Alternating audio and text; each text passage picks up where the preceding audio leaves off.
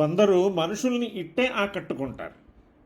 వారిని చూస్తే చాలు తల వంచాలని అనిపిస్తుంది ఎంతవాడికైనా. వారు పెదవి విప్పి పలికితే చాలు పన్నీటి జల్లు పైన పడ్డట్టు పరవశించిపోతారు.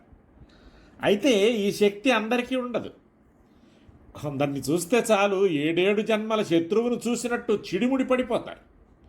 చూడటానికే చికాకు పడుతున్నవాడు మాట వింటాడా? కారణాలు చెప్పలేని ఒకానొక లోక రీతి ఇది. అయినా పెద్దలు మనిషిని ఆకట్టుకోవడానికి లోకానుభవంతో కొన్ని చిట్కాలు చెప్పారు.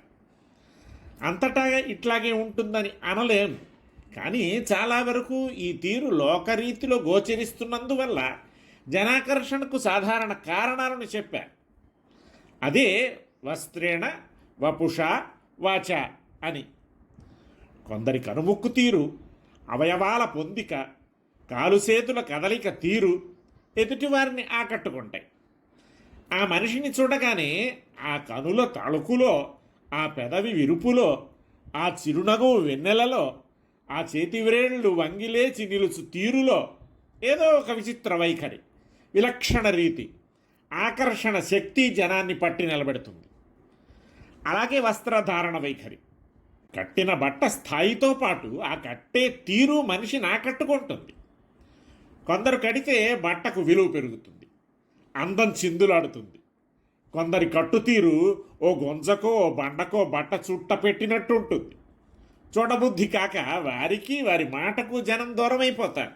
మనిషి బాగుండి అతని వస్త్రధారణ ఆకర్షకంగా కనపడి జనం అట్టే వాడి వంక రెప్పలల్లార్పక చూస్తూ నిలబడ్డాక వాడి మాట వెనక ఇటుపోతారు. అయితే ఒక మాట, రూపులో కట్టులో ఇంత ఆకర్షణ ఉండి వాడు పలికే పలుకు అంత అందంగాను ఆకర్షకంగాను ఉంటే అది పోయి విన్నవాడి ఎదలో నాటుకుంటుంది, మారాకు వేస్తుంది, కొనలు సాగుతుంది, నమలు తొడుగుతుంది, తావులు చిమ్ముతుంది. విన్నవాడి ఎదను సువాసితం చెయ్యడమే కాక సత్ఫలాలను ఇస్తుంది. మాట చెల్లాలంటే ఇంత కావాలి మరి. పైన చెప్పిన మూడు మాటకు కావాలంటాడు నీతికారుడు. మాట అంటే ఒక పదమని కాదు. తెలుగువారి మాట చాలా విశాలమైనది. ఒక్క మాట, మంచి మాట.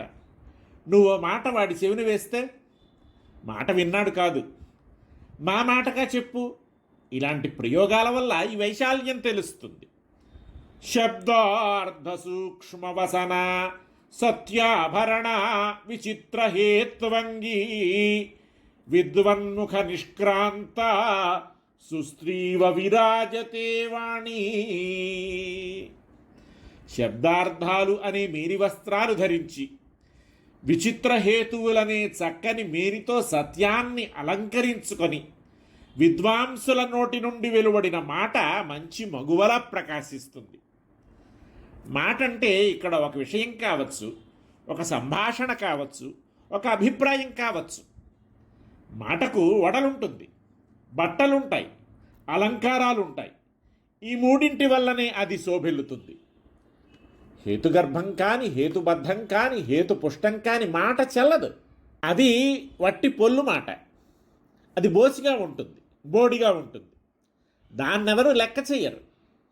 ఏదో మాటలాడాలని కాక నువ్వు పలికే ప్రతి మాటకు పూర్వరంగం ఉండాలి, ఆవశ్యకత ఉండాలి.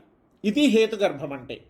నువ్వు మాట్లాడే ప్రతి మాట సయుక్తికం కావాలి, నిజమేనని విన్నవాడు తల ఊపేది కావాలి.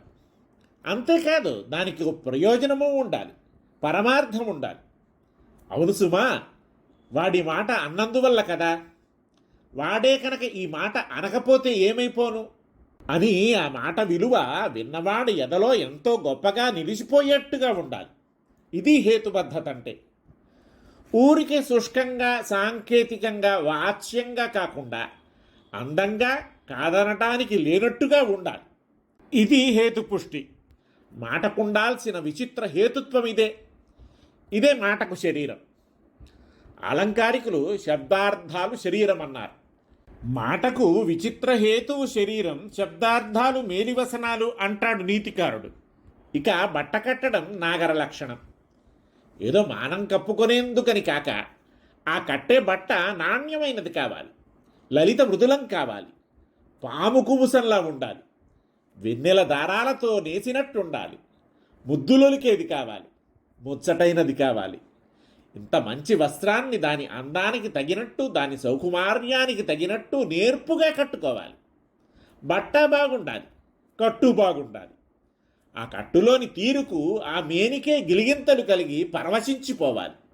పుట్టుక ధన్యమైంది అని ఆ వలిపము ఆనంద పులకితం కావాలి. అట్లాగే ఈ పలుకులు భావించాలి, విన్నవారు పరవశించాలి. దారాలు బట్టలాగా శబ్దార్థాలు పెనవేసుకుపోవాలి. బరువు కాకూడదు, పరుషాలు కాకూడదు. లలిత మృదులాలు కావాలి. అందుకే సూక్ష్మవసన అంటున్నాడు. సన్నదనంతో పాటు విలువైనది కావాలి.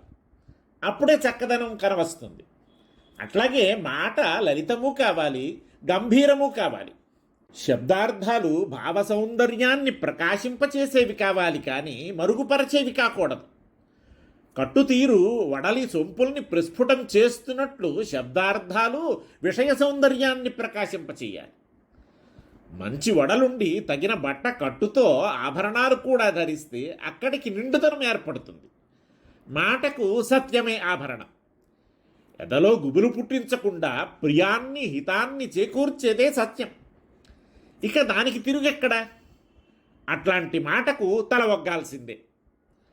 ఆకర్షకమైన రూపంతో, తీరైన కట్టుబట్టతో, పొందుకైన అలంకారాలతో చూడగానే చేతులెత్తి నమస్కరించాలి అని అనిపించే మంచి మగువల సుశబ్దార్థ యోజనతో, ఆకర్షక హేతువులతో, సత్యప్రబోధకమైన విద్వాంసుల మాట ఎక్కడైనా గణనకెక్కుతుంది అంటాడు సుందరపాండ్యుడు.